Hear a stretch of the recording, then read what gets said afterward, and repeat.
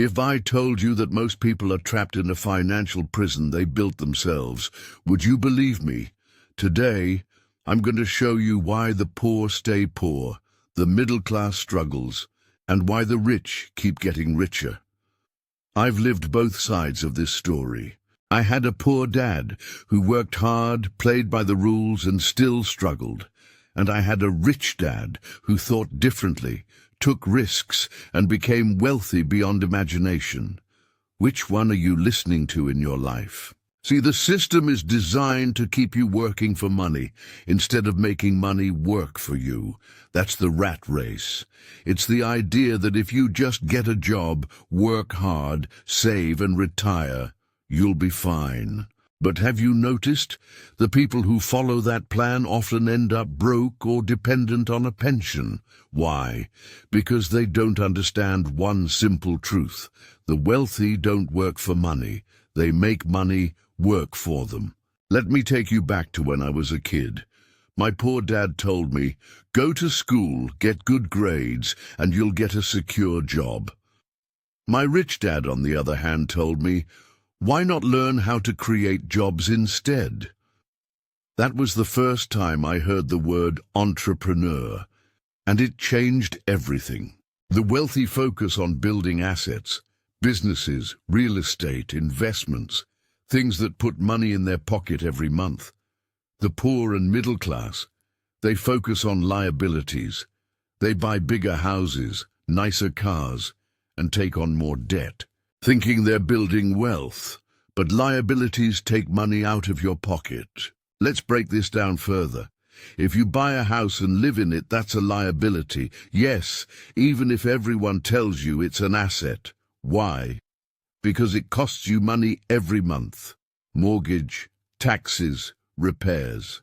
But if you own a rental property that pays you every month, now that is an asset. But there's something deeper here. The poor and middle class are taught to fear risk. My poor dad would always say, be careful, don't lose money. But my rich dad, he said, learn how to manage risk and you'll never fear losing. Think about it. The average person is afraid to invest in real estate or start a business because of the possibility of failure. But what's the alternative?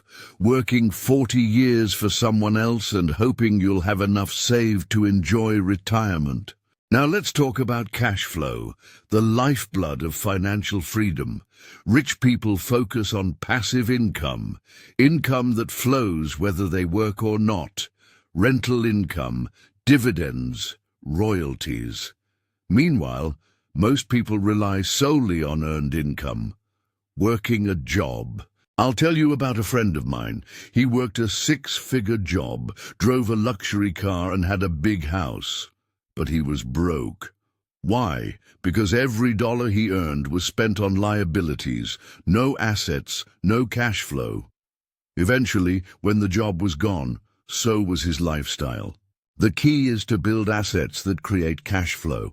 The moment you have enough passive income to cover your living expenses, you're financially free. That's the moment money works for you, instead of you working for money. But let me warn you, schools won't teach you this.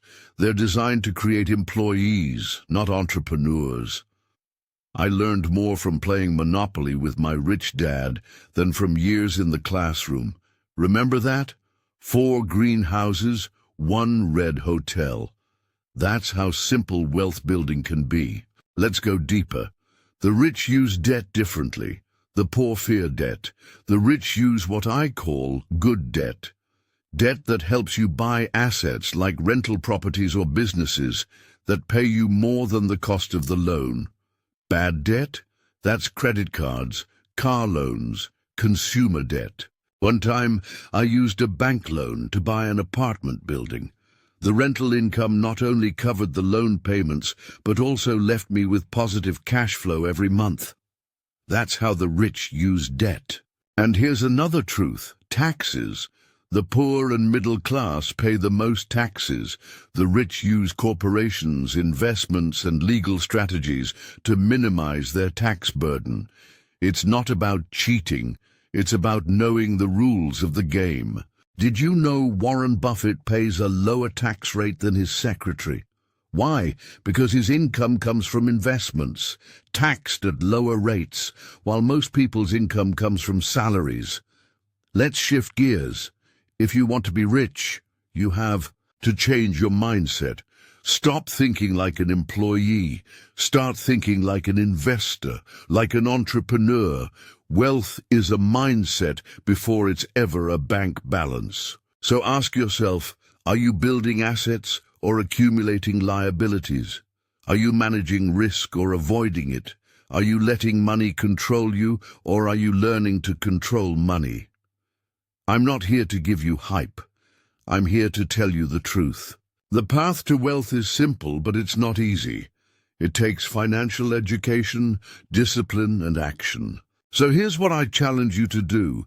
Start learning how to build assets. Read, take courses, find mentors. Start small, but start now. Buy that rental property, start that side hustle, invest in yourself. Now let me tell you a story. I once met a young couple who were drowning in debt. Student loans, credit cards, car payments. They felt hopeless, but they made a decision to change. They downsized, started a small online business, and invested every spare dollar into income-producing assets. Fast forward 5 years, they were debt-free, owned 2 rental properties, and had more freedom than ever before. That's the power of taking action and changing your mindset. Here's another point, your network. Who are you surrounding yourself with? Are you spending time with people who talk about opportunities, investments, and growth?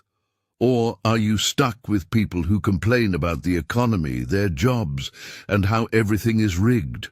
Your environment matters. My rich dad used to say, your income will rarely exceed the average income of your closest friends. So surround yourself with people who challenge you to grow. Let's talk about financial education. The rich constantly invest in their financial IQ. They read books, attend seminars, and hire mentors. The poor and middle class often stop learning after school. Don't make that mistake. You see, money doesn't make you rich. Knowledge does. Without financial education, even lottery winners often end up broke. Why? Because they never learned how to manage or multiply their wealth. And finally, purpose. Why do you want to be rich? Money alone isn't enough. For me, it's about freedom. The freedom to do what I want, when I want, with whom I want. What's your reason? When you have a strong why, you'll push through the fear, the setbacks, and the risks. But here's what most people miss: leverage. The rich know how to leverage time, money, and people. They don't try to do everything alone. They build teams, hire experts, and create systems. In the world of personal finance, one truth stands above all. You are either working for money or your money is working for you. The distinction between the two is what separates the financially free from the financially trapped. Most people spend their lives working hard, climbing the corporate ladder, and hoping that one day they can retire comfortably. But few take the time to understand how to make their money work for them today. Think about assets and liabilities. It's the core lesson from Rich Dad, Poor Dad, and yet it's often misunderstood. An asset puts money into your pocket. A liability takes money out. It's that simple. But simplicity doesn't always mean easy. Many people think their car or their home is an asset, but if it drains your wallet every month, is it really an asset? The wealthy understand that true assets generate cash flow. Let me tell you about my first investment property. It wasn't glamorous. It wasn't a skyscraper or a beachfront villa. It was a small, beat-up house in a working-class neighborhood. But that house, with the right tenant, paid me every month. And the rent covered the mortgage and left me with extra cash in my pocket. That's when I learned the power of cash-flowing assets. And this isn't just about real estate.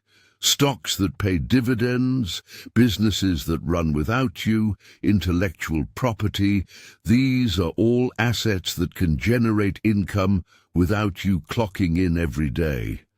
The secret isn't to work harder, it's to work smarter. Now let's dive deeper into mindset. Most people are trapped by fear and greed. They fear losing money, so they avoid investments altogether. Or they get greedy and chase high-risk ventures without understanding them. The rich learn to manage both emotions. They educate themselves, take calculated risks, and never stop learning. Another key lesson: pay yourself first. Before you pay your bills, before you spend on entertainment or luxuries, set aside money to invest. Even if it's just 10% of your income, make it non-negotiable. Build the habit. Over time, that money grows, compounds, and starts working for you. Let's talk about taxes. One of the biggest expenses people overlook. The rich don't just make more money, they understand how to keep more of it. They know how to leverage corporations, trusts, and tax-advantaged accounts to minimize what they pay to the government. This isn't about cheating the system. It's about understanding it and playing by the rules. Rules most people don't even know exist. And what about education? The traditional school system teaches you to be an employee. It doesn't teach you how money works. Financial education is your responsibility. Read books, attend seminars, find mentors. Surround yourself with people who understand wealth creation. Lastly, remember, money is a tool.